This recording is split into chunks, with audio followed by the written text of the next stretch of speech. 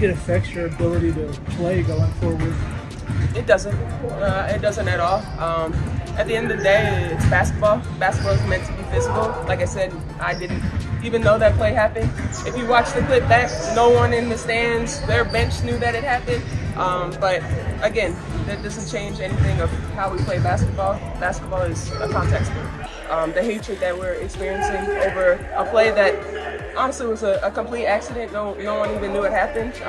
It's just unfortunate. Look at this image. Alyssa Thomas's fist pressed straight into Caitlin Clark's throat, with 3 Mercury players hovering over her while she lies flat on the floor. Now listen to what Thomas said about it days later. "I didn't even know that play happened." That is not an explanation, that is a confession, and she does not even realize she just gave it to us, so stick around because we are exposing the lie. Tibbetts stood at the podium and said something you don't usually hear from a coach talking about a rivalry game. He said, "I know we'll remember it too. Not we'll adjust our defense. Not we'll clean up our execution." He said they'd remember it. That's not a scouting report. That's a promise. You know, these are fun games to get in. It got a little chippy in the fourth. You know, I'm sure they'll remember it, and I know we'll remember it too. You try and get the team refocused after what happened there in the fourth quarter and get everybody back centered and trying. Yeah, I mean, we've got a competitive group, a veteran group. They've been around this for a long time. They're not afraid of the smoke. You know, we're going to compete at a high level, and yeah, you just stay with it and keep playing. This hit was planned days before it happened, roasting the league leadership that let it slide, and showing you exactly which players stopped staying quiet about it. No more waiting around, let us get into the tape, and before that, let me know down in the comments what the league should do to Thomas for finally admitting what we all know, that she planned it all along. Rewind 2 days before the throat punch, back to June 22nd, when 6 technical fouls occurred in 8 seconds, 1 ejection, and Dana Bonner was in Clark's face from the opening tip to the final buzzer, and that game ended in total chaos with everybody figuring it would just blow over, but it did not, because after the final whistle, Mercury head coach Nate Tibbetts stood at the podium and said something you do not usually hear from a coach talking about a rivalry game, as he said, "I know we'll remember it, too, not we'll adjust our defense or we'll clean up our execution, but that they would remember it, which is not a scouting report but a promise." Then Alyssa Thomas opened her mouth, and this is where it gets damning, as she talked about sticking to the game plan and getting more physical going forward, which sounds harmless, except she said better, but offensively you guys were getting shots. Yeah, offensively we know we can attack them however we want. That's one of the key emphasis when you play them, just moving them and trying to get to the basket.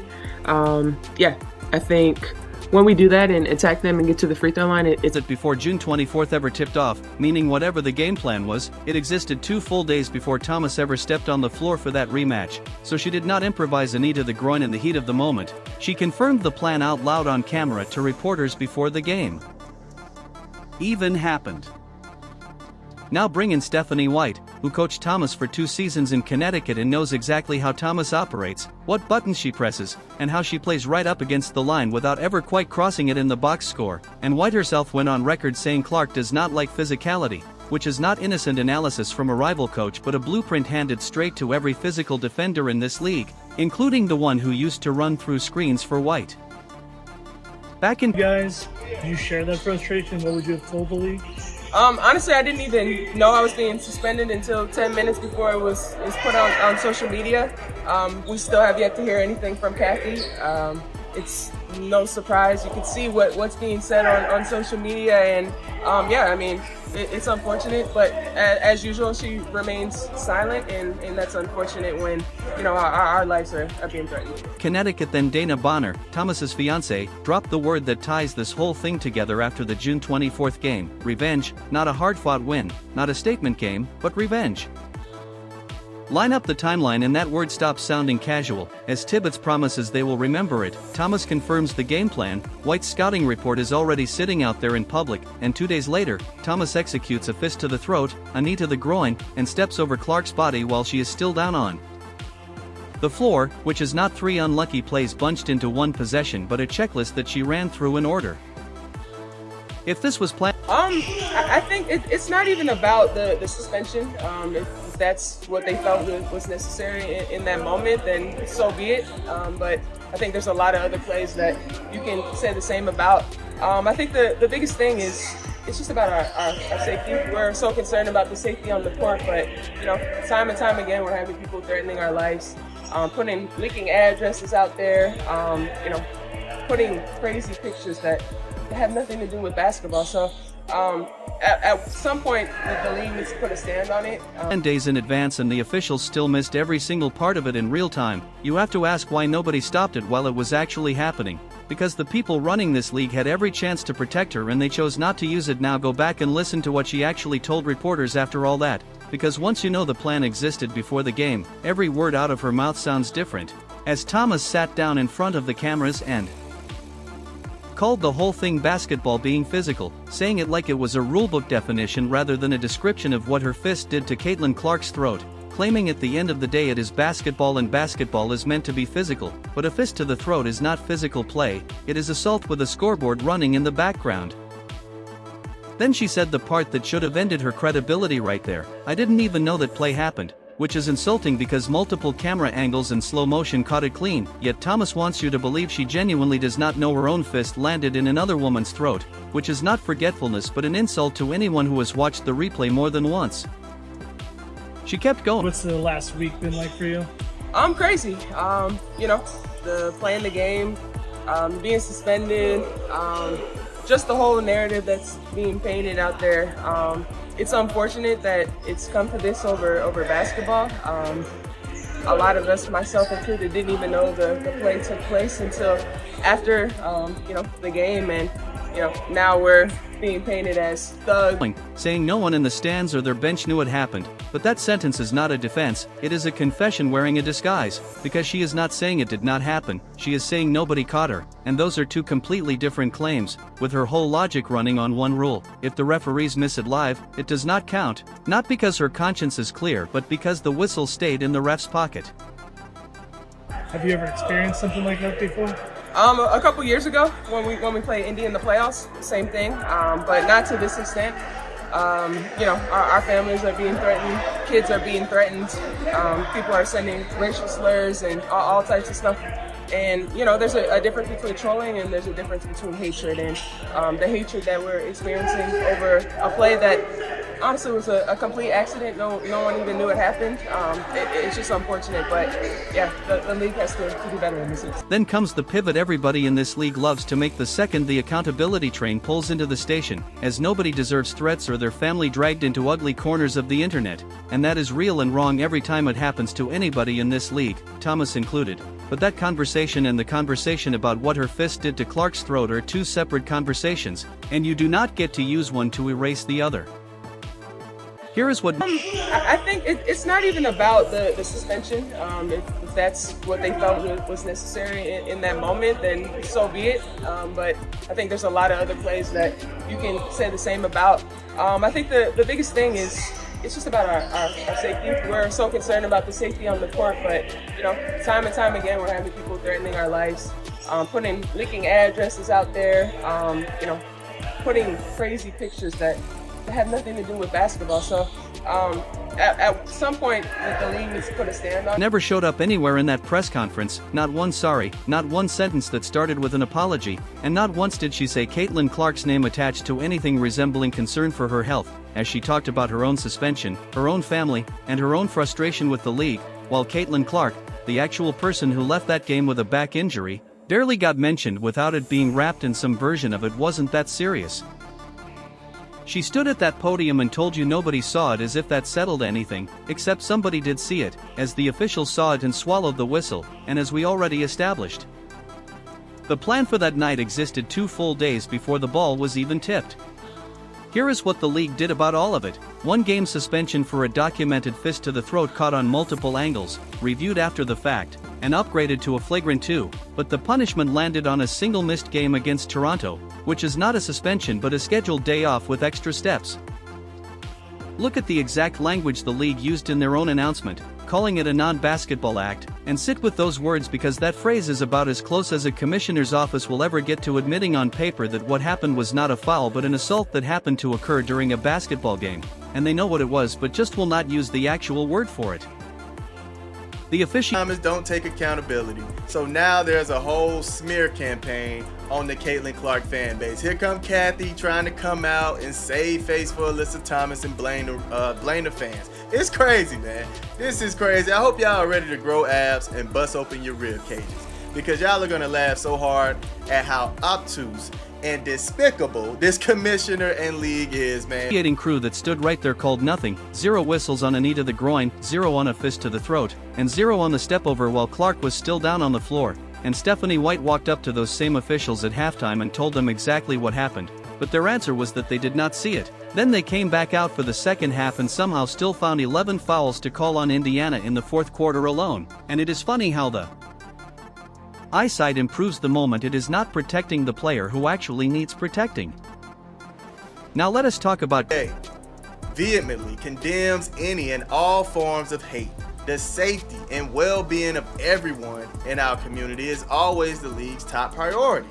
We are aware of Alyssa Thomas's comments, and what she and her teammates have experienced is completely unacceptable and not representative of the WNBA community. The league and our security team have been in contact with the Phoenix Mercury organization and remain committed to protecting all players. Sounds so good, don't it? Hey, you know what, Kathy? You know what you forgot at the end? Except Caitlin Clark. Kathy Engelbert directly, because she has earned every bit of this, as she came out afterward praising the league's review process like it was some kind of victory lap, while her franchise player, the one responsible for sold-out arenas and record-breaking broadcasts, sat at home with a back injury that same review process failed to catch while the game was actually happening, and you do not get to praise a system for catching something after the damage is already done.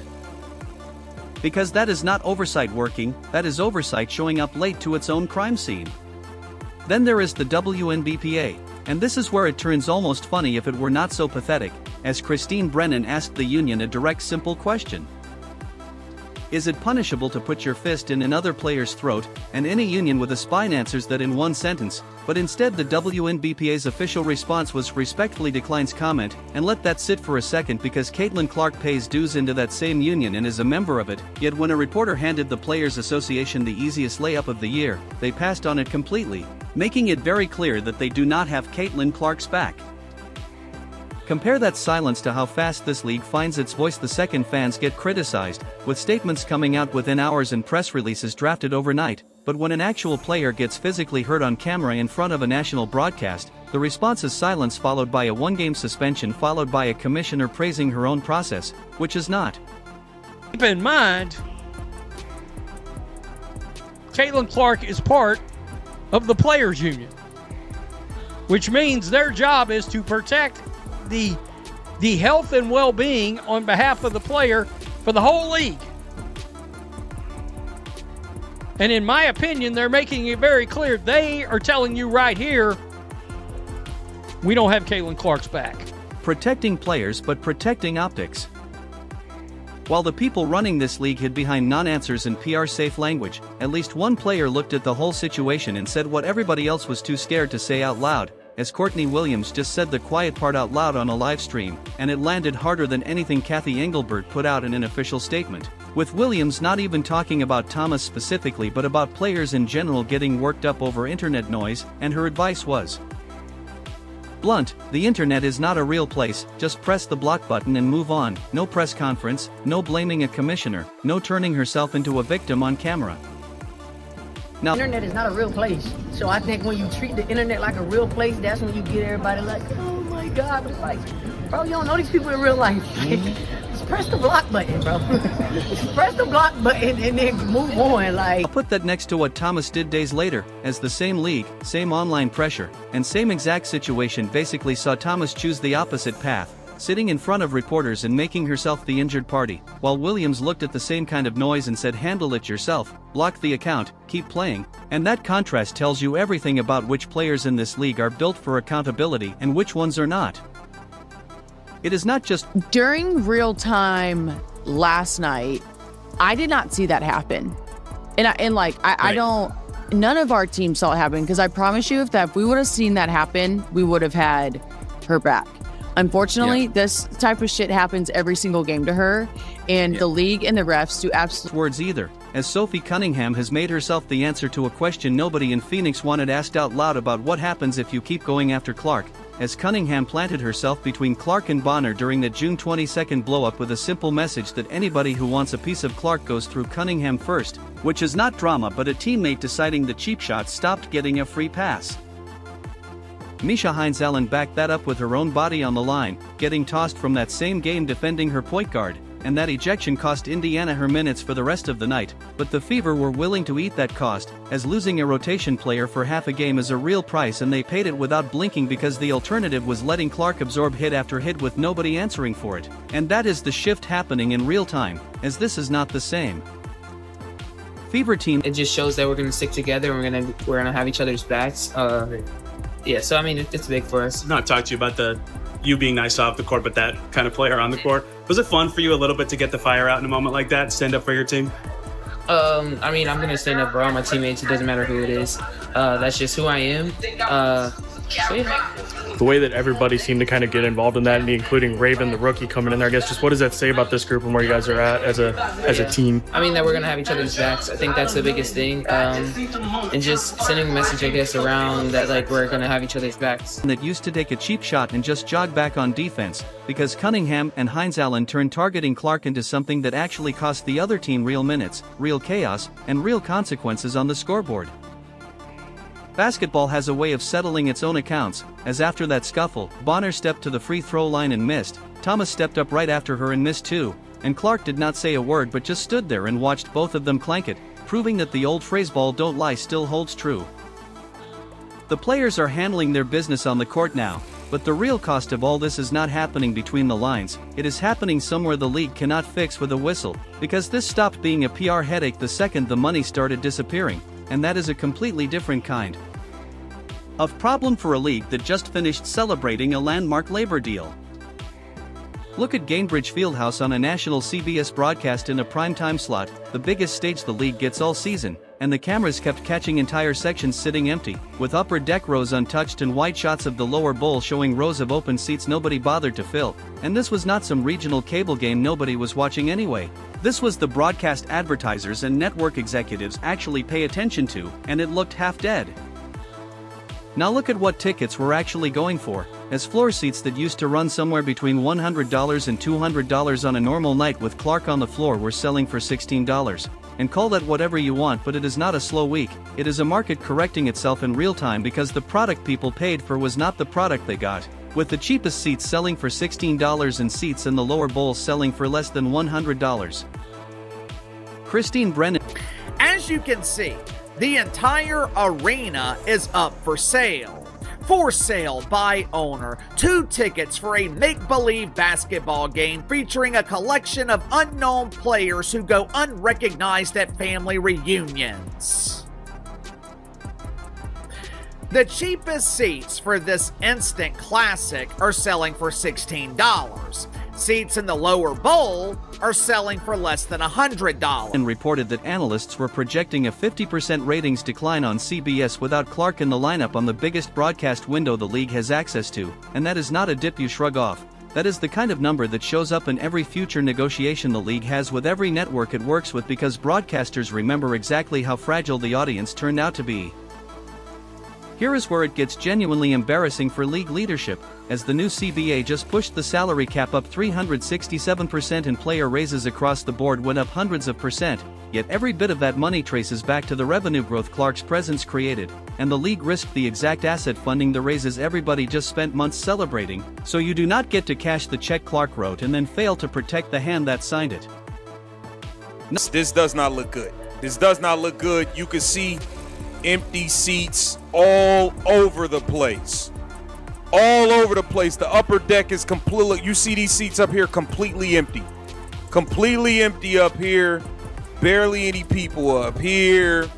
I mean, it's empty seats all over the place, man. You could spot a nickel on the floor. Bad. Look at it. This whole section is empty. The entire section is... None of this happened by accident either, as fans did not just quietly skip a game but organized, with calls going out to skip the arena and skip the broadcast at the same time, hitting the gate revenue and the ratings numbers simultaneously, which is not a random dip in interest but a coordinated response from people who watched a fist land in Clark's throat, watched the league hand out a one-game suspension, and decided their attention was not something the league gets to take for granted anymore.